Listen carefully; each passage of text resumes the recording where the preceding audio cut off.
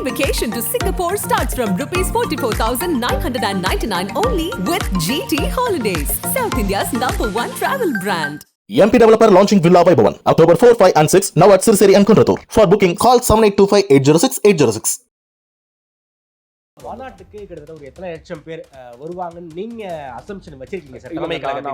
நான் வந்து அந்த நம்பர்ஸை சொல்ல விரும்பல, எக்ஸாக்ட் நம்பர்ஸ் சொல்ல விரும்பல. ஆனா ஒரு விஷயம் என்னால் உறுதியாக சொல்ல முடியும், தமிழ்நாடு இது வரைக்கும் பார்க்காத அளவுக்கு ஒரு பெரிய நம்பராக ஒரு பதிவு செய்த கட்சியாக மாறியாச்சு. ஆனாலும் இன்னமும் ஒரு ஆக்டிவ் பாலிடிக்ஸ் தலைமை கிட்ட இருந்து வரமாட்டேங்குது. பொதுச் செயலாளர் கிட்ட கேட்டாலும் அவரும் பெருசா ரியாக்ட் பண்ண மாட்டேங்கிறாருங்க ஒரு குற்றச்சாட்டு ஊடகர்களே வைக்கிறாங்க. இதை நீங்க எப்படி பாக்குறீங்க? இல்லைங்க, அந்த விமர்சனம் நியாயமான விமர்சனம் தான். அந்த விமர்சனம் வைக்கக்கூடாதுன்னு நம்ம சொல்லவே இல்லை. எந்த ஒரு மாநிலத்திலாவது 5 பேர் இறந்து போனாங்க, 230 பேர் ஹாஸ்பிட்டல்ல சேர்க்கணும் செய்தி எங்கேயாவது பார்த்துருக்கோம்? மோசமான நிர்வாக தோல்விதானா? பயங்கர மோசமான. நீங்க ஒண்ணு இல்லைங்க, ஒரு கோஆர்டினேஷன் மீட்டிங் எங்க நடந்துச்சுங்கிறது எனக்கு பெரிய கேள்வியா இருக்கு. இது வந்து மத்திய அரசுடைய நிகழ்ச்சி. அவங்க ஏதாவது தமிழ்நாடு அரசாங்கத்துக்கிட்ட ஒரு வந்து ஏன் இது சும்மா மத்திய அரசாங்கம் ஏன் போட்டு இழுத்துட்டு இருக்கீங்க நீங்க? மாநாட்டுக்கு இவ்வளவு கேள்வி கேட்கறாங்க, ஆனா அரசுடைய நிகழ்ச்சியில இவ்வளவு நான் ஏன் கம்பேர் பண்ணேன்? தோழர்கள் எல்லாரும் கேட்கறாங்க, நமக்கு 21 கேள்வி, 33 கண்டிஷன், அப்புறம் 17 கண்டிஷன் இதெல்லாம் கொடுக்குறீங்க. ஓகே, சந்தோஷம். ஓகே, மாநாடு வந்து சிறப்பாக நடக்கணுங்கிற இவ்வளவு பிரயத்தனம் முயற்சி பண்றீங்கல்ல. அரசாங்கத்தோட நிகழ்வு, அந்த நிகழ்வுக்கு எங்களுக்கு 10 லட்சம் பேர் வருவாங்கன்னு தெரியாது, இல்லை 4 லட்சம் பேர் மிரநாள கூடுவாங்கன்னு தெரியாதுன்னு சொன்னீங்கன்னா இது உங்களுடைய நிர்வாக தோல்வி. அவ சென்னை பத்தி உங்களுக்கு எதுவுமே தெரியாதுன்னு அர்த்தம்.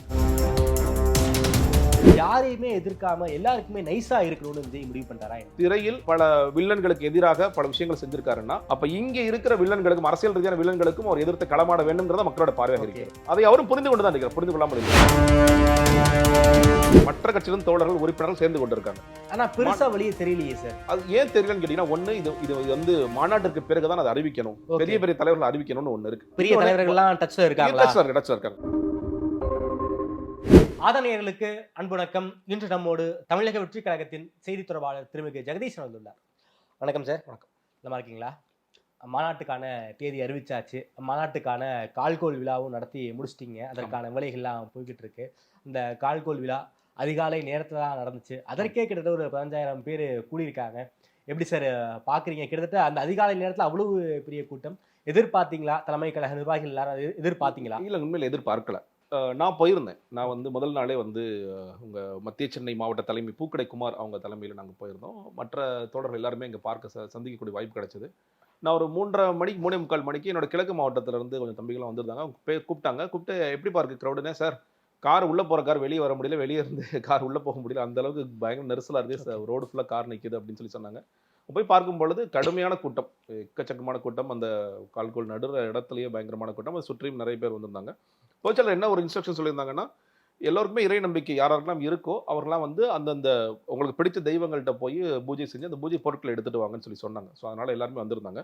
அதில் அதாவது இந்த இந்து மதம்னு இல்லாமல் இந்து, இஸ்லாமியர், கிறிஸ்தவர் எல்லா மதத்தையும் சேர்ந்தவர்களும் அந்த பூஜை பொருட்களை கொண்டு வந்தாங்க.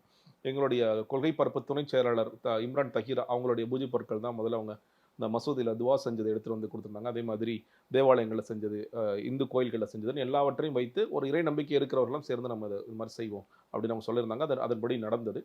நல்ல கூட்டம், எல்லா தொடர்களும் சந்திக்கக்கூடிய மிக அற்புதமான வாய்ப்பு கிடைச்சது. எல்லாருக்குமே என்னென்னா, நம்ம வந்து மாநாட்டை மிக வெற்றிகரமாக நடத்த வேண்டும் அப்படின்னு 2 அஜெண்டா. ஒன்று, இந்த கால்கோல் விழாவிற்கு வரணும்.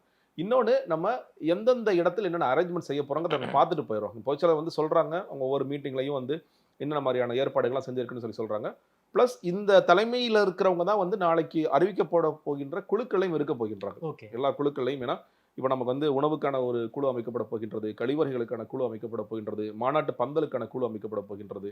நீங்கள் வந்து வரப்போகிற மக்களுக்கான பார்க்கிங் வசதியில் எங்கே செய்ய போகிறோம், தலைவர் வந்துட்டு போகிற ரூட் என்ன, பொதுமக்கள் வந்து போகிற ரூட் என்ன, அவங்க என்ட்ரி பாயிண்ட் என்ன, எக்ஸிட் பாயிண்ட் என்ன போன்ற எல்லா விஷயங்களையும் கண்காணிக்கக்கூடிய இடத்திலும் இவர்கள் தான் இருப்பார்கள்.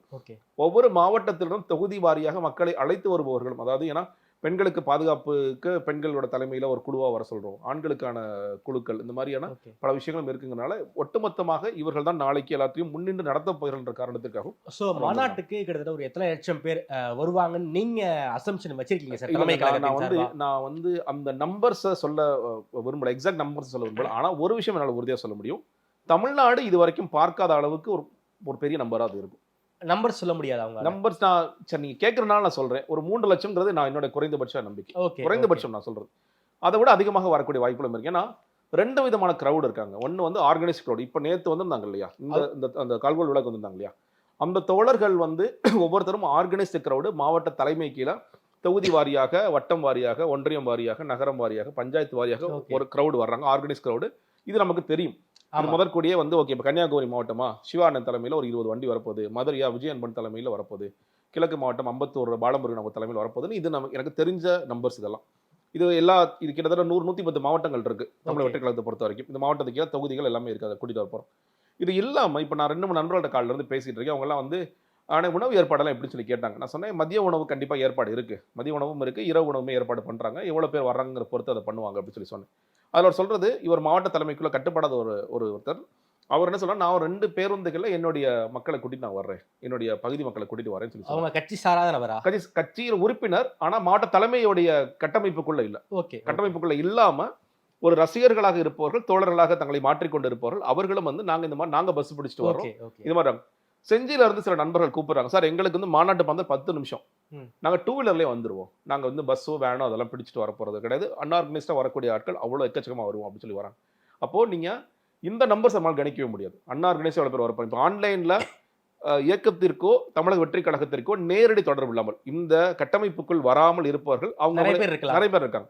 ஸோ அவர்களும் வரப்போகிறார்கள். ஓகே, நீங்கள் நான் இந்த வட மாவட்டங்கள், இந்த சென்னை, செங்கல்பட்டு, திருவள்ளூர், காஞ்சிபுரம், விக்கிரவாண்டி, விழுப்புரம், இந்த பகுதிகளிலிருந்தே லட்சக்கணக்கான தொடர்கள் வரப்போறாங்க. ஓகே, நீங்கள் சவுத்தில் இருந்து கொஞ்சம் குறையும் கம்பேரிட்டிவ்லி. நீங்கள் சவுத்தில் இருந்து இப்போ கன்னியாகுமரி, மதுரை, விருதுநகர், சாத்தூர் அங்கிட்ட இருந்து வரவங்க கொஞ்சம் நம்பர்ஸ் குறையும். ட்ரிச்சிக்கு சவுத் சொல்றீங்களா? ட்ரிச்சிக்கு சவுத் சொல்றேன். ட்ரிச்சியை தாண்டி ட்ரிச்சியில இருந்தே கூட நிறைய பேர் வர, ட்ரிச்சி வரைக்கும் மதுரை வரைக்குமே நிறைய பேர் வர வாய்ப்பு இருக்கு. அதில் என்னன்னு கேட்டீங்கன்னா தூரம் ஒரு காரணம். ஏன்னா நம்ம ஃபெஸ்டிவல் டைம் ஒரு இல்லைங்க, நான் சொல்றேன், தமிழக வெற்றி கழகத்தை பொறுத்த வரைக்கும் அந்த தீபாவளி சார்ந்த தொழில் ஈடுபடாதவர்கள் எல்லாருமே இது ஒரு பெரிய இதுதான் தீபாவளியை பாக்குறாங்க. அவங்களுக்கு வந்து இது எப்ப நடக்கும், நம்ம தலைவரை பார்க்கணும், தலைவர் என்ன பேச போகிறாருங்கிறது ரொம்ப ரொம்ப முக்கியமான விஷயம். ஏன்னா அவங்கள பொறுத்த வரைக்கும் இது முடிந்த பிறகு மாவட்ட செயலாளர்கள், பொறுப்பாளர்களுடைய அறிவிப்பு வர வேண்டியது இருக்கிறது. நாங்க வேலை செய்யணும், நாங்க வேலை செய்ய ரெடியா இருக்கோம். இவ்வளவு நாள் வந்து தேர்தல் ஆணையத்தோட பதிவுக்காக காத்துட்டு இருந்தோம், அதற்கு பிறகு மாநாட்டுக்கு காத்துட்டு இருந்தோம். நீங்க அதான் சொன்னீங்க. மாநாடு முடிந்த பிறகு நாங்கள் எல்லாம் கள ரீதியாக பதிவு வந்துருச்சு, நம்ம அபிஷியலா சொல்லிட்டோமே, தேர்தல் ஆணையத்தோட பதிவு வந்துருச்சு, பதிவு செய்யப்பட்ட கட்சியாக தமிழக வெற்றி கழகம் வந்து விட்டது. அப்ப அந்த வேலை முடிஞ்சிருச்சு. இனி நமக்கு சமீபத்திய தேர்தல்கள் எதுவும் கிடையாது. அப்ப நம்ம உடனடியாக இந்த வேலையை துவக்க வேண்டும். கள ரீதியாக நம்ம வந்து மக்களுக்கான பிரச்சனைகளை பேச வேண்டும். ஒன்று, நீங்க உறுப்பினர் சேர்க்கைக்கு அந்த முகாம்கள் போட வேண்டும். நம்ம இது வரைக்கும் ஆன்லைன் ஆப்ல தான் பண்ணிட்டு இருக்கோம், அப்பயே ஆன்லைன்ல தான் பண்ண போறோம். பட் ஆனால் முகாம்கள், ஏன்னா சில பேர் வந்து எங்களுக்கு செல்போன் வசதிகள் இல்ல செல்போன் எப்படி எங்களுக்கு பதிகிறதுன்னு தெரியலன்னு சொல்றாங்க இல்லையா, அவர்களுக்கு அந்த வசதிகள் செய்யணும். அதற்கான வேலைகள், உள்ளரங்க கூட்டங்கள் நடத்தணும். இப்பயே வந்து இப்போ தூத்துக்குடியில அவங்க தொகுதி பொறுப்பாளர் இருக்காங்க ஆக்லின், அவங்களோட தலைமையில் அரசியல் வகுப்புகள் தொடர்ச்சியாக எடுத்துக்கிட்டே இருக்காங்க. அவங்க அந்த மாதிரி அரசியல் வகுப்புகள் எடுக்க வேண்டிய அவசியம் இருக்கிறது. கட்சி கொடியேற்ற வேண்டிய பணிகள் இருக்கு, நிறைய பணிகள் எங்களுக்கு காத்துக்கிட்டு இருக்கு. அந்த பணிகளை செய்வதற்கு மாநாடு எங்களுக்கு முதல் படியாக முடிய வேண்டும். ஓகே, இன்னொரு கொள்கை ரீதியாக மக்களிடம் போய் சொல்லணும், நம்ம கொள்கை ரீதியான கூட்டங்கள் போடணும். அப்போ இதற்காக தயாராக இருக்கின்ற காரணத்தினால இதெல்லாமே ஒரு பதிவு செய்த கட்சியாக மாறியாச்சு. ஆனாலும் இன்னமும் ஒரு ஆக்டிவ் பாலிடிக்ஸ் தலைமை கிட்ட இருந்து வரமாட்டேங்குது. ஏகப்பட்ட இஷ்யூக்கள் சமீபத்தில் நடந்து முடிந்த இந்த ஏர் ஷோலையே ஒரு மிகப்பெரிய சம்பவங்கள்லாம் ஒரு 5 பேர் வரைக்கும் இறந்து போயிருக்காங்க. ஸோ இது மாதிரி பல சம்பவங்கள் இருக்கு. எதுக்குமே வந்து ரியாக்ட் பண்ணாம இருக்காங்க. பொதுச் செயலாளர்கிட்ட கேட்டாலும் அவரும் பெருசா ரியாக்ட் பண்ண மாட்டேங்கிறாருங்க ஒரு குற்றச்சாட்டு ஊடகர்களே வைக்கிறாங்க. இதை நீங்க எப்படி பாக்குறீங்க? இல்லைங்க, அந்த விமர்சனம் நியாயமான விமர்சனம் தான். அந்த விமர்சனம் வைக்கக்கூடாதுன்னு நம்ம சொல்லவே இல்லை. ஏன்னா எந்த ஒரு பதிவு செய்யப்பட்ட கட்சியிடம் நீங்க கேள்வி கேட்க தான் செய்வீங்க. ஆனா நம்ம சொன்னது என்னன்னு கேட்டீங்கன்னா, நீங்க இந்த மாநாடு முடிந்த பிறகுதான் அதற்கான இது, அதுக்காக நீங்க அதை நீங்க பார்க்காம இருக்கீங்களா, அதுக்காக நீங்க வெயிட் பண்ணணுமா நாங்க அப்படிங்கிறது கிடையாது. நீங்க எல்லாவற்றையும் புரிந்து கொள்கிறோம், பார்த்து கொண்டு தான் இருக்கிறோம். எதுக்கு ரியாக்ட் பண்ணணுமோ, அதாவது இப்போ கள்ளக்குறிச்சி விஷயத்துக்கு ரியாக்ட் பண்ணோம், நம்ம வந்து சிஏஏ நீட் போன்ற விஷயம்லாம் ரியாக்ட் பண்ணோம், அது தலைவர் நேரடியாக போனார், அதெல்லாம் பார்த்தோம். இந்த விஷயம் இந்த யார் ஷோலையும் எல்லாருமே வந்து ஒரு பார்வை இருக்கிறது. கண்டிப்பாக நம்ம இது அறிக்கை கொடுக்கணும் அப்படிங்கிற ஒரு பார்வை இருக்கிறது. நிச்சயமாக மிக மோசமாக கையாளப்பட்ட ஒரு விஷயம் தான் பார்க்கிறேன். நிர்வாகம் வந்து அவ்வளவு மோசமாக இருக்கின்றது அப்படிங்கிறத நான் பதிவு செய்கிறேன். செய்தி தொடர்பாளராக எங்களுக்கு அந்த உரிமை கொடுக்கப்பட்டிருக்கிறது. மிக மிக, ஏன்னா நீங்க பாருங்க, மக்கள் எல்லோருமே சொன்ன ஒரே ஒரு முக்கியமான விஷயம், குடிக்க தண்ணி இல்லை. அதுதான் இன்னைக்கு மா சுப்பிரமணியன் அவர்கள் வந்து ஒரு நீண்ட அறிக்கை கொடுத்திருக்காரு. அவங்க எதிர்பார்த்ததை விட இல்லை, அவங்க கேட்டுட்டதை நாங்கள் செஞ்சோம்னு சொல்றாரு.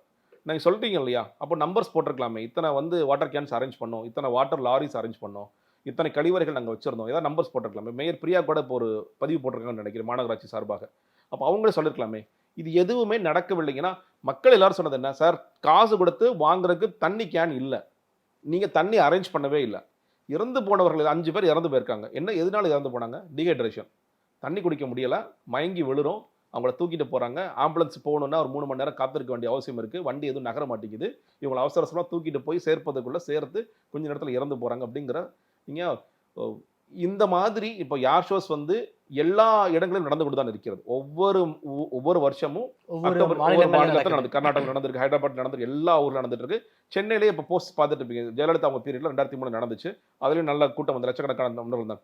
ஆனால் இதுவரைக்கும் எந்த ஒரு மாநிலத்திலாவது 5 பேர் இறந்து போனாங்க, 230 பேர் ஹாஸ்பிட்டல்ல சேர்க்கணும் செய்தியில் எங்கேயாவது பார்த்துருக்கோம்? மோசமான நிர்வாக தோல்விதானா? பயங்கர மோசமான நிர்வாகம். நீங்க ஒண்ணு இல்லைங்க, இப்போ ஒரு கோஆர்டினேஷன் மீட்டிங் எங்க நடந்துச்சுங்கிறது எனக்கு பெரிய கேள்வியா இருக்கு. இது வந்து மத்திய அரசுடைய நிகழ்ச்சி, அவங்க ஏதாவது தமிழ்நாடு அரசாங்கத்துக்கிட்ட ஒரு வந்து ஏன் இது சும்மா மத்திய அரசாங்கம் ஏன் போட்டு இழுத்துட்டு இருக்கீங்க? நீங்க வந்து இது மாநில அரசாங்கம் தான் நடக்குது. இது வந்து அங்க எங்க நடக்குது? மெரினா பீச் தான் நடக்குது. யார் ஷோ பண்றது மட்டும்தான் விமான போக்குவரத்து அவங்க பண்றாங்க. அதை தாண்டி உங்க ஊர்ல நடக்குது. நான் என்ன சொல்றேன், இப்போ நேத்து மெட்ரோ ரயில் நிர்வாகம் அந்த கூட்டத்தை பார்த்த பிறகு என்ன சொல்றாங்க, நாங்கள் 3.5 நிமிடத்திற்கு ஒரு ரயிலை விட்டோம்னு சொல்றாங்க. இது யார் யோசிக்கிறா? சிஎம்ஆர்எல் யோசிக்குது கூட்டத்தை பார்த்த பிறகு. இது லிம்கா புக் ஆஃப், நீங்க அந்த நிகழ்ச்சி பார்த்துருப்பீங்க. நிகழ்ச்சியோட எண்டில் வந்து வர்ணனையாளர்கள் என்ன சொன்னாங்க, எல்லாரும் மக்களே கொஞ்சம் அப்படியே காத்துட்டுருங்க, இது வந்து லிம்கா புக் ஆஃப் ரெக்கார்ட்ஸ்க்கு போகுது, உங்களோட புகைப்படங்கள் ஹை ரெசல்யூஷன் கேமரால எடுக்கப்படலாம், அது பெரிய ரெக்கார்டா நம்ம மாற்றணும்னு சொல்றாங்க. இந்த அளவிற்கு கூட்டம் கூடும் என்று உங்களுக்கு தெரியுமா தெரியாதா? ஒன்று, இது ஞாயிற்றுக்கிழமை, இதுக்கு என்ட்ரி ஃபீஸ் எதுவும் கிடையாது, யார் வேணாலும் வரலாம். மக்களுக்கு குவார்டர்லி லீவோட கடைசி நாள். அப்போ எல்லா மக்களும், எல்லா குழந்தைகள் இருக்கிறவங்க எல்லார் வீட்லையும் அப்பா யார் ஷோ பார்த்துட்டு இருக்கோம். நம்ம தொடர்ச்சியாக ஒரு வாரமாக சென்னையில் அப்பா மேலே பார்த்துட்டே இருக்கோம், எதுவும் நடந்துகிட்டே இருக்கு, இங்கிட்டு ஃப்ளைட்டு போகுது, அங்கிட்டு ஃப்ளைட்டு போகுது, ஹெலிகாப்டர் ஒத்திகை பார்த்துட்டே இருக்காங்க. அதெல்லாம் பார்க்கும்போது நம்ம பயங்கர எக்ஸைட்மெண்ட் ஆகுது. செய்தி சேனல்களில், யூடியூப்ல தொடர்ச்சியாக இந்த நிகழ்ச்சி குறித்த பிரம்மாண்டங்கள் வந்துகிட்டே இருக்கு. வந்து தவறு, நான் உங்களுக்கு தவறு சொல்லல, வந்துகிட்டே இருக்கு. இதை பார்க்கிற எந்த ஒரு மக்களுக்கு, இன்னும் சொல்ல போனால் வீட்டில் குழந்தைகள் வைத்துக் கொண்டிருக்கின்ற மக்களுக்கு நம்ம நிச்சயமா அந்த யார் ஷோ போய் பார்க்கணும். அங்கே ஒவ்வொரு குழந்தைகளுக்கு ஒரு பெரிய இன்ஸ்பிரேஷன். ஓகே பாரு இவ்வளோ நடக்குது, அங்கேயே சில பேர் பேட்டி எடுக்கிறீங்க, நீ வந்து மாதிரிலாம் பண்ணணும்னு நினைக்கிறேன் ஃபியூச்சரில், ஆமாம் நான் பைலட் ஆகணும்னு நினைக்கிறேன், நான் அந்த மாதிரி ஹெலிகாப்டர் ஓட்டணும்னு நினைக்கிறேன், இன்ஸ்பிரேஷன் கொடுக்குறக்கா ஒரு ஈவெண்ட். பட் இவங்களுக்கு வந்து ஒரு நல்ல நிகழ்ச்சி, ஒரு ஞாயிற்றுக்கிழமையில நம்ம ஃப்ரீயாக பார்க்கக்கூடிய ஒரு நிகழ்ச்சி அப்படின்னு சொல்லிட்டு மக்களும் போகிறாங்க. இவ்வளவு மக்கள் வருவாங்க அப்படின்னு உங்களுக்கு தெரியலைன்னா நீங்கள் இங்கே உளவுத்துறைன்னு வச்சிருக்க தயவுசெய்து கலைச்சிருங்க. உளவுத்துறை இல்லைன்னு தான் நான் சொல்லுவேன். ஒரு உளவுத்துறைக்கு 10 லட்சம் பேர் கூடுவாங்க, 4 லட்சம் பேர் மெரினா பீச்சில் கூடுவாங்க, அங்கங்கே ரயில் நிலையம் நிற்பாங்க அப்படின்னு நீங்கள் உண்மையிலே உணர்ந்துருந்தீங்கன்னா அப்போ அவர்களுக்கு என்ன தேவைன்னு நீங்கள் பார்த்துருக்கலாம். இது ஒரே ஒரு விஷயங்க. மக்கள் என்ன சொல்கிறாங்க, sir entry point exit point ஒரே பாயிண்ட் வச்சிருக்காங்க, உள்ளே வர்றதும் சரி வெளியே போகிறதும் சரி ஒரே பாயிண்ட்ல வச்சுட்டு இருக்காங்க. இது எவ்வளவு மோசமான நிர்வாகம். நீங்கள் ஒன்றும் இல்லை, எங்களோட தமிழகத்துக்கு மாநாடுக்கான கேள்விகள்லாம் நீங்கள் கூட கேட்டீங்க, எல்லா கட்சிகளுக்கும் தானே கொடுக்குறதானே சொல்லி கேட்டீங்களா? அதில் என்ன கேட்டாங்க, நீங்கள் எத்தனை என்ட்ரி பாயிண்ட் வைக்கிறீங்க, எத்தனை எக்ஸிட் பாயிண்ட் வைக்கிறீங்க, எத்தனை கழிவறைகள் வைக்கிறீங்க, குடிநீர் வசதி என்ன செய்து கொடுக்க போறீங்க, உணவு ஏற்பாடு என்ன செய்து கொடுக்க போறீங்க? இந்த கேள்விகள் நான் இப்போ உங்கள்கிட்ட தமிழ் அரசு வந்து நான் கேட்குறேன். நேற்று எத்தனை குடிநீர் தொட்டிகள் நீங்கள் அமைத்திருந்தீர்கள், எத்தனை வாட்டர் கேன்ஸ் வச்சிருந்தீங்க, எத்தனை கழிவறைகள் வச்சிருந்தீங்க, எத்தனை பேர் வந்து எத்தனை ஆம்புலன்ஸை நிப்பாட்டி வச்சிருந்தீங்க? ஆம்புலன்ஸ் மட்டும் தான் நான் கண்ணில் பார்த்தேன். அதை தாண்டி மக்களுக்கு நீங்கள் அடிப்படையாக செய்து கொடுக்க வேண்டிய வேலைகளில் என்ன செய்து கொடுத்தீங்க நான் கேட்கிறேன். எதுவுமே செய்து கொடுக்கல. மாநாட்டுக்கு இவ்வளவு கேள்வி கேட்கறாங்க, ஆனா அரசுடைய நிகழ்ச்சியில இவ்வளவு நான் ஏன் கம்பேர் பண்ண, தோழர்கள் எல்லாரும் கேட்கறாங்க, நமக்கு 21 கேள்வி, 33 கண்டிஷன், அப்புறம் 17 கண்டிஷன், இதெல்லாம் கொடுக்குறீங்க. ஓகே சந்தோஷம், ஓகே மாநாடு வந்து சிறப்பாக நடக்கணுங்கிறக்காக இவ்வளவு பிரயத்தனம் முயற்சி பண்றீங்கல்ல. ஒரு அரசாங்கத்தோட நிகழ்வு, அந்த நிகழ்வுக்கு எங்களுக்கு 10 லட்சம் பேர் வருவாங்கன்னு தெரியாது, இல்லை 4 லட்சம் பேர் மெரினால கூடுவாங்கன்னு தெரியாதுன்னு சொன்னீங்கன்னா இது உங்களுடைய நிர்வாக தோல்வி. அவ சென்னை பத்தி உங்களுக்கு எதுவுமே தெரியாதுன்னு அர்த்தம். நீங்கள் அதற்கு ஏற்றார் போல் நீங்க என்ன பார்க்கிங் வச்சு சொன்னீங்களா அங்கங்க. இன்னொன்று, இந்த மாதிரி இடத்துக்கு சென்னை மக்களுக்கு ரொம்ப நல்லா தெரியும், அவங்களோட எக்ஸ்பீரியன்ஸ். நம்ம 2 வீலர்ல கார்ல போகக்கூடாது, பொது போக்குவரத்து தான் பயன்படுத்தணும். ஏன்னா அங்கே நடந்து கூட போய்க்கலாம், 1 கிலோமீட்டர் 2 கிலோமீட்டர். ஆனால் எங்கேயாவது போய் 2 வீலர் வைக்க முடியாது, அதுலேயும் நமக்கு டிராஃபிக் ஆகிடும். இதெல்லாம் பிரச்சனை தெரிஞ்சதுனால தான் பொது போக்குவரத்தை பயன்படுத்துறாங்க. அப்போ கூடுதலாக எத்தனை பேருந்துகள் நேற்று நீங்க விட்டீங்க? இவ்வளவு பேர் வரப்போறாங்கன்னா நீங்க அண்டை மாவட்டமான செங்கல்பட்டு, காஞ்சிபுரம் மற்ற மாவட்டங்களுக்கு பேருந்துகள் எடுத்துக்கொண்டு வந்திருக்க வேண்டாமா? உங்களுக்கு அந்த அறிவு கூட இல்லையா? நீங்க வந்து ரயில்வே வந்து கம்மியா விட்டாங்கன்னு ஒரு கதையை ஓட்டிட்டு இருக்காங்களா திமுக ஐடிவிங்க. நான் என்ன சொல்றேன், ரயில்வே சதன் ரயில்வே நீங்க கடிதம் எழுதினீங்களா? சதன் ரயில்வேட்ட அப்பா இந்த மாதிரி நாங்க லட்சக்கணக்கான மக்கள் வரப்போறாங்க, இது பறக்கும் இதுல வந்து நிறைய வேளச்சேரி ட்ரெயினே இப்போ கொஞ்ச நாளா நிப்பாட்டி வச்சிருந்தாங்க சார். நீங்க அதான் சொல்றேன், நீங்க இத்தனை பேர் 10 லட்சம் பேர் வரப்போறாங்க, அப்போ அதற்கு ஏற்ற மாதிரி நீ ஏற்பாடுகள் செய்திருந்தீங்களான்னு கேட்டீங்களா? சரி, சிஎம்ஆர்எல் கூட அவங்க சுயமா யோசிச்சு ட்ரெயின் விடுறாங்க, இவங்க அப்ப கூட சொல்லல. ஓகே, இவங்க எல்லாம் என்ன பண்ணாங்க, விஐபி கேலரி நம்ம பார்த்துட்டோம், நம்ம வந்து வீட்டு ஹஸ்பண்ட் ஒய்ஃப் எல்லாரும் சேர்ந்து, பையன் எல்லாம் சேர்ந்து குடும்ப சகிதமா பார்த்துட்டோம், மினிஸ்டர்ஸ் எல்லாம் பார்த்துட்டாங்க. மாற்றுத்திறனாளிகள் என்ன சொன்னாங்க, நாங்க போற பாதைகள்ல இன்னைக்கு விஐபி போயிட்டு இருக்காங்க, நீங்களால போக முடியல. யாருக்காக அமைக்கப்பட்ட பாதை இது? மாற்றுத்திறனாளிகள் அமைக்கப்பட்ட பாதையில் நீங்க விஐபி கேலரி, விஐபி போறதுக்கான விஷயமா மாத்துறீங்க. சரி, டக்குன்னு இவ்வளவு கூட்டம் வந்துட்டு இருக்கே, விஐபி கேலரியை கலைச்சிரும், அவங்களாம் வீட்டுக்கு போக சொல்லிட்டு இந்த வேலைகள் இவங்களுக்கு கொஞ்சம் இட வசதி பண்ணி கொடுப்போம். இதுவுமே இல்லையா? இல்ல, இது இது ஓகேங்க, இவ்வளோ பெரிய கூட்டம் வரும் அப்படின்னு நீங்கள் உள்ள தெரிஞ்சிருந்துச்சுன்னா இன்னொன்று என்ன பண்ணிக்கலாம், தயவு செய்து ஒரு அளவுக்கு மேலே வராதிங்க. எங்களோட கையாளகத்தனத்தால் நாங்கள் எல்லாத்தையும் கட்டுப்படுத்த முடியாது. எங்களால் இவ்வளோ குடிநீரோ அல்லது கழிவறைகளோ எங்களால் அமைச்சு கொடுக்க முடியாது. கழிவறை கூட விடுங்க, குடிநீர் எங்களால் அமைச்சு கொடுக்க முடியாது. அதனால எல்லா சேனல்ஸும் லைவ் பண்ணுவாங்க, நீங்கள் அதில் பார்த்துக்கங்க, எல்லோரும் வராதிங்க அப்படின்னாவது நீங்கள் சொல்லியிருக்கணும். எதுவுமே நீங்கள் சொல்லலை. மக்கள் கண்டிப்பாக ஞாயிற்றுக்கிழமை ஒரு மெரினா பீச்சுக்கு இயல்பாகவே எவ்வளோ கூட்டம் வருவாங்க, ஒரு ஏர் ஷோ நடந்தால் எவ்வளோ கூட்டம் வருவாங்க, உங்களுக்கு வெயில் எவ்வளோ அடிக்க போகுது எல்லாமே தெரியும். அப்போ நிறைய பேர் டீஹைட்ரேட் ஆவாங்கன்னு தெரியும். சில பேர் என்ன சொல்கிறாங்க, அவங்க வாட்டர் பாட்டில் நான் பார்த்தேன், ஃபேமிலிஸாக வரவங்க, நீங்கள் குழந்தைகள் வைத்திருக்கிற எல்லா குடும்பங்களும் மினிமமாக 2 வாட்டர் பாட்டில் 3 வாட்டர் பாட்டில் கொண்டு வந்திருப்பாங்க. பசங்களுக்கு ஸ்நாக்ஸ் எடுத்துகிட்டு வந்திருப்பாங்க, பிஸ்கட்ஸ் எடுத்துகிட்டு வந்திருப்பாங்க, ஃப்ரூட்ஸ் எடுத்துகிட்டு வந்திருப்பாங்க. நம்ம யாருமே தமிழ்நாட்டு தாய்மார்கள் அதில் என்றைக்குமே குறை வச்சதே கிடையாது. இல்லை போகிற வழியாவது வாங்கிக்கலாம்னு வாங்கிட்டு வந்திருப்பாங்களே தவிர எங்களை வாட்டர் பாட்டில்ஸ் இல்லைன்னு நிச்சயமாக சொல்லவே முடியாது. ஆனால் அதையும் தாண்டி இங்கே வெயில் அடிக்குது. அப்போ நீங்கள் என்ன பண்ணீங்க, நீங்கள் அரேஞ்ச்மெண்ட்டுங்கிற பேரில் என்ன தான் பண்ணீங்க நீங்கள், நான் கேட்குறேன். இவ்வளோ பெரிய விஷயம் நடக்க போகுது, அப்போ இவ்வளோ பெரிய கூட்டம் வரப்போகுதுன்னு தெரியும். காலை ஒன்றும் இல்லைங்க, நீங்கள் நேற்று முன்னாடி விட்டுருங்க, காலை 8:30 மணிக்கு செய்தி சேனல் பார்க்கின்ற எந்த ஒரு அரசு அதிகாரியும் யோசிப்பாங்க, 8:30 மணிக்கு இவ்வளோ பெரிய கூட்டம் வருது, அப்போ இந்த டைம் போக 11 மணிக்கு எவ்வளோ கூட்டம் வரும்னு அரசாங்க அதிகாரி யோசிப்பான். யோசிச்சா ஓகே டக்குன்னு ஏற்பாடுகள் பண்ணுங்க, பஸ்ஸஸ் நிறையா விடுங்க, என்ட்ரி பாயிண்ட்ஸ்லாம் கரெக்டாக இருக்கான்னு செக் பண்ணுங்கம்மா. ஆனால் நீங்கள் என்ன பண்ணீங்க, நம்ம போய் யார் ஷோ வேடிக்கை பார்க்கலாம், வாங்க குடும்பத்தோடு நம்ம பார்க்கலாம், இளவரசரும் ராஜாவும் சேர்ந்து பார்க்கலாம்னு சொல்லிட்டு பார்த்துட்டு இருக்கீங்க. உங்களுக்கு மக்கள் எப்படி செத்தா என்ன, அதை பற்றி உங்களுக்கு என்ன கவலை இருக்குது, என்ன அக்கறை இருக்குது? முழுக்க முழுக்க நிர்வாக தோல்வி இது. இதில் எந்த விதமான சமரசம், நீங்கள் வேற ஒரு ஊரில் வேற ஒரு மாநிலத்தில் நடந்திருக்கு அப்படின்னு சொல்லியிருந்தா ஓகே, அங்கே ஒரு மாநிலத்தில் நடந்துச்சு அதே மாதிரி நினச்சி நீங்கள் கதை கட்டுவாங்க. இல்லை இதுவே வேற ஒரு மாநிலத்தில் நடந்தால் குதிச்சிருப்பாங்க. இது அரசாங்கத்தின் தோல்வி, பாஜகவுக்கு அரசாங்கம் நடத்த தெரிகிறதா, ஒரு நிர்வாகம் செய்ய தெரிகிறதா அப்படின்னு சொல்லி ஆரம்பிச்சிருப்பாங்க. இன்னைக்கு திமுக அதே கேள்விக்கு நான் கேட்குறேன், உங்களுக்கு அரசாங்கம் நடத்த தெரிகிறதா? ஒரு சாதாரண நிகழ்வு, இந்த நிகழ்வை கூட எங்களால் நடத்த தெரியல, உங்கள் அட்மினிஸ்ட்ரேஷன் நீங்கள் பண்ண தெரியலன்னா நீங்கள் எதற்காக இருக்க வேண்டிய அவசியம் என்ன? சென்னை தலைநகரத்தில் இதை நாங்கள் செய்ய முடியாது. ஒரு போக்குவரத்துக்கு நிறைய பேர் சொன்னது சார், போகும்போது போலீஸ் இருந்தாங்க, திரும்ப வரும்போது போலீஸே காணாங்கன்னு சொல்கிறாங்க. போலீஸ்லாம் எங்கே போனாங்க? போலீஸ் அட்லீஸ்ட் அங்கே இருந்திருக்கணும்ல. இருந்தால் அம்மா கொஞ்சம் வெயிட் பண்ணுங்க, கொஞ்சம் கொஞ்சமாக கூட்டம் போங்க, பயங்கர டிராஃபிக்காக இருக்குது, வெயிட் பண்ணுங்க, ஒரு ஓரமாக நிழலில் நில்லுங்க, தான் சொல்லியிருக்கணும்ல. எந்த இன்ஸ்ட்ரக்ஷனும் கிடையாது. தண்ணி ரொம்ப ரொம்ப அடிப்படையாக நீ எல்லோருக்கும் தண்ணி கொடுத்துருந்தீங்கனாலே இவ்வளோ பேர் செத்துருக்க வேண்டிய அவசியம், 5 பேர் செத்துருக்க வேண்டிய அவசியம் இல்லை, இன்னைக்கு 90 பேர் ஹாஸ்பிட்டல் செல்ல வேண்டிய அவசியம் இல்லை. அந்த அளவுக்கு தோல்வி அடைஞ்சிட்டு இருக்க ஒரு நிர்வாகமாகத்தான் இது இருக்கிறது. கால்கோள் விழா நடந்த அன்னைக்கு தமிழக வெற்றி கழகத்தின் தலைவர் விஜய் அவர்கள் ஒரு லெட்டர் ஒன்று சோஷியல் மீடியாவில் பப்ளிஷ் ஆயிருந்துச்சு. குறிப்பாக தமிழ்நாடு மக்களுக்காக உழைக்க வேண்டும், அவர்களின் முழுமை பெறாத அடிப்படை தேவைகளை நாம் பூர்த்தி செய்ய வேண்டும்னு ஒரு வார்த்தை. உண்மையாலுமே தமிழ்நாட்டை பொறுத்த வரைக்கும் தமிழ்நாடு மக்களுடைய அடிப்படை வசதிகள் பூர்த்தி ஆகலையா?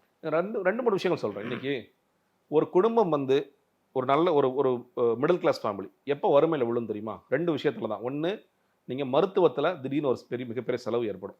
அவங்க வீட்டில் யாருக்கோ ஒரு ஹார்ட் பிரச்சனை வருது, ஒரு கிட்னி பிரச்சனை வருது. டக்குன்னு நம்ம போகிற இடம் எதுவாக இருக்குன்னு கேட்டிங்கன்னா ஒரு ப்ரைவேட் ஹாஸ்பிட்டலுக்கு ஃபஸ்ட்டு போவாங்க. அங்கே ரொம்ப செலவாகுது, நம்ம கவர்மெண்ட் ஹாஸ்பிட்டல் போகலான்னா கவர்மெண்ட் ஹாஸ்பிட்டல் போனால் காலதாமதம் இருக்கும், குவாலிட்டியான இது கிடைக்காது அப்படிங்கிறதான் அதுக்கான எல்லா மருத்துவமனையிலையும் அப்படி பொதுப்படுத்த விரும்பாட்டியும் பெரும்பாலான மருத்துவமனைகள் அப்படி தான் இருக்கிறது. மாவட்ட மருத்துவமனை இன்னும் மோசம் தான். இன்னும் ஓபியில் கூட நம்ம பெரிய பெரிய கியூ நிற்க வேண்டிய அவசியம் தான் இருக்குது. இப்போ என்ன பண்ணுவாங்க, சரி ஓகே கடனை உடனே வாங்கி நம்ம எப்படியாவது இந்த செலவு செஞ்சு இதை ஒரு குடும்ப தலைவனையோ தலைவியோ மீட்கணும் அப்படிங்கிறாங்க. அப்போது அடிப்படையாக மருத்துவத்தில் இவ்வளவு பிரச்சனைகள் இருக்கிறது, அடிப்படை தேவைகள் பூர்த்தி ஆயிடுச்சான்னு கேட்டிங்கன்னா இல்லை. கல்வி எடுத்துக்கலாம். இன்னைக்கு பொருளாதாரத்தில் பின்தங்கியவர்களா, வேறு வழியே இல்லை, நீ அரசாங்க பள்ளிக்கூடத்தில் தான் நீ படிக்கணும். மக்கள் பொருளாதாரத்தில் பின்தங்கி இருக்கிற ஒரே ஒரு காரணத்துக்காக மட்டும்தான் அரசாங்க பள்ளிக்கூடங்கள் போகிறாங்க. ஓரளவுக்கு நான் சம்பாதிக்கிறேன்னா என்ன பண்ணுறாங்க, நான் எப்படியாவது ஒரு தனியார் பள்ளிக்கூடத்தில் போய் சேர்த்துறேன். ஏன்? இங்கே அரசாங்க பள்ளிக்கூடங்கள் மிக மோசமாகத்தான் இருக்கின்றது. நீங்கள் இவ்வளவு ஆட்சி காலத்தில் நான் ஜெயலலிதா அவர்கள் சொல்ல கேட்டிருக்கேன், ஓபிஎஸ் சொல்கிறாரு, கலைஞர் சொல்லியிருக்காரு, இபிஎஸ் சொல்லியிருக்காரு, ஸ்டாலின் வரைக்கும் சொல்லியிருக்காங்க, 100% கழிவறைகளை நாங்கள் ஏற்படுத்துவோம். இதை நம்ம ஒவ்வொரு பட்ஜெட் கூட்டத்தை நீங்கள் கூர்ந்து பாருங்கள். இது கிட்டத்தட்ட 20 வருடங்களாக இந்த வார்த்தைகள் மறுபடி பிரயோகப்படுத்தி கொண்டே இருக்கிறது. பள்ளிக்கூடங்கள் நிறைய நான் பயணிப்பேன். நான் போய் கேட்பேன், சில ஸ்கூல்ஸில் கேட்கும்போது, சார் கேர்ள்ஸுக்கு மட்டும் தான் சார் டாய்லெட் இருக்குது, டீச்சர்ஸ்க்கு மட்டும் தான் சார் டாய்லெட் இருக்குது. அப்போ எங்கே அவங்க எங்கேயாவது ஓரமாக போயிடுவாங்க சார். இந்த டாய்லெட் ஃபெசிலிட்டிஸாக இன்றைக்கி வரைக்கும் கவர்மெண்ட் ஸ்கூலில் நம்ம அமைக்க முடியல. கொரோனாவிற்கு பிறகு ஒரு பெரிய கூட்டம் அங்கே பொருளாதாரத்தில் அடி வாங்கினதுனால சரி வேறு வழியில் நம்ம கவர்மெண்ட் ஸ்கூலில் சேர்த்து விட்டாங்க.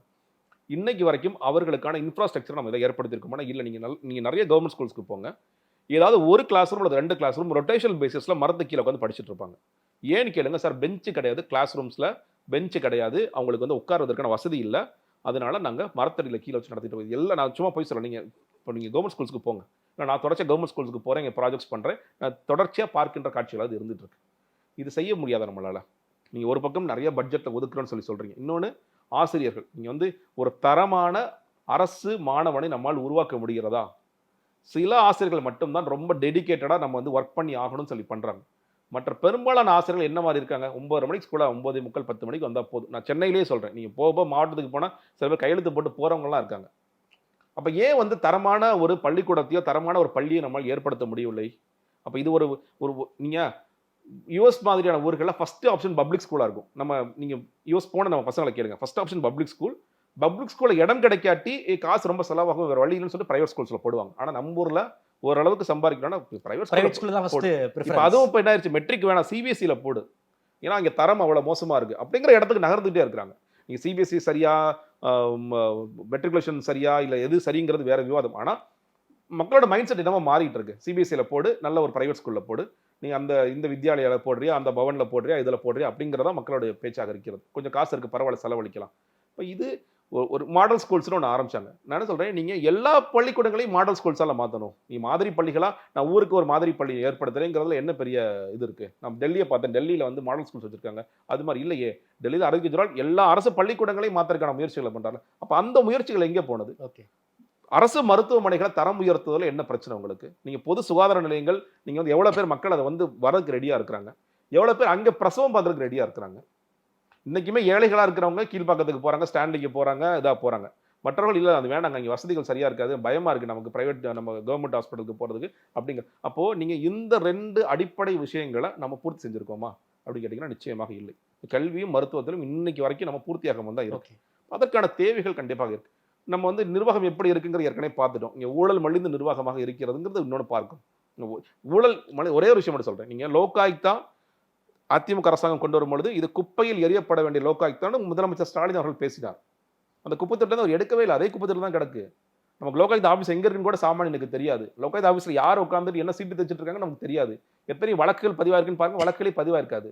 ஏன்னா அவங்க என்ன சொல்லிட்டாங்க, சாமானியன் யாராவது நீ அதிமுக கொண்டு சாமானியன் யாராவது வந்து கொண்டு வந்தீங்கன்னா மேலே கேசப்பட்டு 1 லட்சம் ரூபாய் ஃபைனோட 1 வருஷம் சிறையில் தள்ளுவோம்னு சொல்லி சொன்னாங்க. அது அந்த குப்பையில் எரிய வேண்டிய லோகாயுக்தா அப்படின்னு சொல்லி முதலமைச்சர் பேசினார். சேவைப்புறம் உரிமை சட்டத்தை நாங்கள் எங்கள் ஆட்சியில் கொண்டு வரும்னு சொல்லி சொன்னார். இன்னைக்கு அதுக்கு அர்த்தம் தெரியுமான்னு கூட தெரியல. நான் சேவைப்புறம் உரிமை சட்டத்திற்காக நான் வந்து தமிழ்நாடு முழுக்க பயணித்தவன்.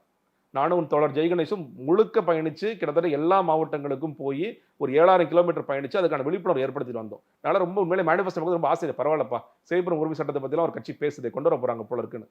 லஞ்சத்தை ஒழிப்பதற்கு, அரசாங்க அலுவலகங்களுக்கு லஞ்சத்தை ஒழிப்பதற்கு அந்த சேவைப்புறம் உரிமை சட்டம் என்பது தேவை. அது குறித்து இன்னைக்கு பேசுறது கூட கிடையாது. இதுதான் அவருடைய பார்வையாக இருக்குன்னா அப்போ ஒரு மாற்று நிச்சயமாக தேவைப்படுகிறதா நான் பார்க்கிறேன். ஓகே, குறிப்பாக தமிழ்நாட்டை பொறுத்த வரைக்கும் ஒரு எதிர்ப்பு அரசியல் பண்ணாதான் அரசியலில் பொறுத்த வரைக்கும் வளர முடியுங்கிற ஒரு கான்செப்ட். திமுக எதிர்த்து தான் எம்ஜிஆர் ஆரம்பிச்சாரு, அதே எதிர்ப்புணர்வை ஜெயலலிதா கை வச்சாங்க, அதே எதிர்ப்புணர்வு விஜயகாந்தும் அப்படிதான் பண்ணாரு. அப்படி இருக்கக்கூடிய சூழல்ல யாரையுமே எதிர்க்காம எல்லாருக்குமே நைஸா இருக்கணும்னு விஜய் முடிவு பண்றாரா என்ன? அது ஒரு எதிர்ப்பு அரசியலை எங்கேயுமே பதிவு பண்ண இல்லை, அதான் சொல்றேன். இது அதான் ஒன்று, நீங்க சொன்ன ரொம்ப சில விஷயங்கள் நீட்டாக இருக்கட்டும், சிஏவா இருக்கட்டும், அதுல வந்து அவருடைய ஸ்டைலுங்கிறது இந்த ரொம்ப தீவிரமான நீங்க வந்து எதிர்நிலைகள் எடுக்கிறது அப்படிங்கிற ஸ்டைல். ஆனா மக்களுக்கு என்ன செய்திகள் சொல்லணும் சரியா சொல்லிடும். நீட்டுக்காக வந்து நிரந்தர தீர்வு என்ன, இடைக்கால தீர்வு என்ன, உடனடி தீர்வு என்ன ஒரு விஷயங்களை மக்களுக்கு கொண்டு போய் சேர்க்கின்ற விஷயங்கள் ஒரு 4 விஷயத்துக்கு 4 வார்த்தை சொல்ல நறுக்குன்னு சில விஷயங்களை சொல்லிடுறாரு. ஆனால் இந்த எதிர்பார்ப்பு நிச்சயமா இருக்கு, அதை நானும் உணர்றேன். ஏன்னா எல்லோருமே சொல்வது நீங்கள் எதிர்ப்பு அரசியல் செய்யாமல் இங்கே வந்து களம் காண முடியாது, நீங்கள் வந்து வெற்றியை நோக்கலாம். மக்களுக்கும் அந்த ஆர்வம் இருக்கு. அவர் வந்து ஒரு திரைபிம்பமாக பார்க்கும் பொழுது திரையில் பல வில்லன்களுக்கு எதிராக பல விஷயங்கள் செஞ்சிருக்காருன்னா அப்போ இங்கே இருக்கிற வில்லன்களுக்கும் அரசியல் ரீதியான வில்லன்களுக்கும் அவர் எதிர்த்து களமாட வேண்டும்ங்கிறத மக்களோட பார்வையாக இருக்கிறது. அதை அவரும் புரிந்து கொண்டு தான் இருக்கிறார், புரிந்து கொள்ளாமல் இல்லை. நீங்கள் மாநாட்டுக்கு பிறகு நீங்கள் இன்னும் சொல்லப்போனால் மாநாட்டு மேடைகள் அதற்கான ஒரு ஆரம்பமாக அது இருக்கும், ஒரு துவக்கமாக இருக்கும். அதற்கு பிறகும் நாங்கள் வந்து இல்லை சில இஷ்யூஸில் நாங்கள் நிலைப்பாடு சொல்லாமல் இருக்கோம், இல்லை வந்து நாங்கள் தவிர்க்கிறோம்னு சொல்லி சொன்னால் இந்த கேள்வி வந்து நாங்கள் நிச்சயமாக ஏற்றுக்கொள்வோம். மாநாடு வரைக்கும் கொஞ்சம் காத்திருக்குமாறு நாங்கள் கேட்டுக்கொள்கிறோம். ஓகே சார், குறிப்பாக 110 மாவட்டங்கள் தமிழக வெற்றிக் கழகத்தின் சார்பாக இருக்குன்னு சொல்றீங்க. குறிப்பாக வட்டம், கிளை, அதே போல கிராமம் வரைக்குமான நிர்வாகிகள் எல்லாரும் போட ஆரம்பிச்சிட்டீங்களா, இல்ல தமிழ்நாடு வரைக்கும் கிராஸ் ரூட் லெவல் வரைக்கும் போயிட்டீங்களா? இல்லங்க, அதான் சொல்லல. ஒன்று, இது மக்கள் இயக்கமாக இருந்து இது வந்து தமிழக வெற்றி கழகமாக மாறிய காரணத்தினால் இன்னைக்கு வந்து அது ரொம்ப ஈஸியா நடந்துருச்சு. ரசிகர் மன்றம் டு அரசியல் ரொம்ப ஈஸியா தமிழக வெற்றி கழகத்துடைய நிர்வாகிகள் என்பவர் மோஸ்ட்லி இன்னைக்கு வந்து அவங்களே புரிஞ்சுக்கிறாங்க, ஓகே நம்ம தான் வருவோம்னு சொல்லிட்டு. அது இல்லாமல் வேறு சில கட்சிகளில் இருந்து வர தோழர்கள் வந்துட்டு இருக்காங்க. நேற்று ஒரு செய்தி பார்த்திருப்பீங்க, நாகப்பட்டினத்துல நம்மளுடைய கட்சி நிர்வாகி ஒருத்தர் வந்து சிபிஐ தோழர்கள் வந்து வெட்டிட்டாங்க, கொடியேற்ற நிகழ்வுகளை வெட்டிட்டாங்க சொல்லி. அந்த சிபிஐ அந்த தவக நிர்வாகி யாருன்னா அவர் வந்து அந்த பஞ்சாயத்தோட பிரசிடண்டா இருக்கார். அவர் சிபிஐ வந்து ஜெயிச்சவர் நம்ம கட்சிக்கு வந்துட்டார். அப்போ அதனால முன்னாள் சிபிஐ தோழர்கள் வந்து அவர் வெட்டியிருக்காங்க. இன்னைக்கு அவர் ஹாஸ்பிட்டலைஸ் ஆயிருக்காரு. கிட்டத்தட்ட ஒரு நேற்று ஒரு பெரிய பிரச்சனை நடந்துச்சு. இப்போ கூட காலைல பேசி வந்த ஆறுதலாக சொல்லிட்டு வந்தேன். இது ஏன் சொல்றேன்னா, மற்ற கட்சியிலிருந்து வர தோழர்கள் வந்து கொண்டிருக்கிறார்கள். ஓகே. மற்ற கட்சியிலிருந்து தோழர்கள் உறுப்பினர்கள் சேர்ந்து கொண்டிருக்காங்க. ஆனா பெருசா வெளியே தெரியலையே சார். இல்லங்க, நீங்க அந்தந்த அது ஏன் தெரியலன்னு கேட்டீங்கன்னா, ஒண்ணு இது வந்து மாநாட்டிற்கு பிறகுதான் அதை அறிவிக்கணும். பெரிய பெரிய தலைவர்கள் அறிவிக்கணும்னு ஒண்ணு இருக்கு. பெரிய தலைவர்கள்லாம் டச்ல இருக்காங்களா? டச்ல இருக்காங்க. இன்னொன்னு, எல்லோரையுமே நம்ம இணைச்சிருவோமான்னு கேட்டீங்கன்னா அதுலயும் ஒரு கேள்விகள் இருக்கு. ஓகே. அவங்களோட பேக்ரவுண்ட் என்ன, அவங்க என்ன தேவைக்காக வர்றாங்க, மக்கள் சேவைக்காக வர்றாங்களா இல்ல அவங்களை பாதுகாத்துக் கொள்வதற்கு வருவார்களா அப்படிங்கிற கேள்வியும் சிலருக்கு இருக்கிறது. ஏன்னா ஒரு தலைமை குழு என்று சொல்லும் பொழுது அந்த கேள்வி, அதனால சரியான நபர்களை மட்டும்தான் சேர்க்க வேண்டும் அப்படிங்கிற ஒரு பார்வையும் இருக்கு. Okay sir. ஆனா பெரிய பெரிய தலைகள் உங்க கட்சியில இருக்காங்க. நான் பேர்கள் இப்ப சொல்ல முடியாது. மாநாட்டுல தெரிய வருமா? அது மாநாட்டுக்கு பிறகாங்கிறது இல்ல. ஆனா கண்டிப்பா டச்ல இருக்காங்க. அவர்களோட பேர்கள் உங்களுக்கு கூட. Okay sir. குறிப்பாக இந்த மாநாடு சம்பந்தப்பட்ட பல்வேறு கேள்விகள், அதே போல இந்த ஏர் ஷோ பத்தின உங்க விமர்சன பார்வையும் எடுத்து வச்சிருக்கீங்க. நேரம் கொடுத்து பேசியமைக்கு நன்றி சார்.